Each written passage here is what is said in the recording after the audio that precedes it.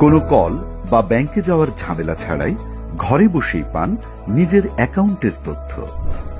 ইসলামী ব্যাংকের online help পোর্টালে account ও কার্ডের ব্যালেন্স চেক, স্টেটমেন্ট দেখা এবং বাধাগ্রস্ত এটিএম বা পিওএস লেনদেন সম্পর্কে অভিযোগ জানাতে ও খোঁজ নিতে পারবেন। প্রথমে আপনার স্মার্টফোন বা কম্পিউটারের ব্রাউজারে টাইপ করুন help.islamibbankbd.com। স্ক্রিনে ইসলামী ব্যাংক হেল্প পোর্টালের ইন্টারফেস দেখা যাবে। এখন হেল্প পোর্টালে রেজিস্ট্রেশন করতে নিউ লগইন পিনে ক্লিক করুন।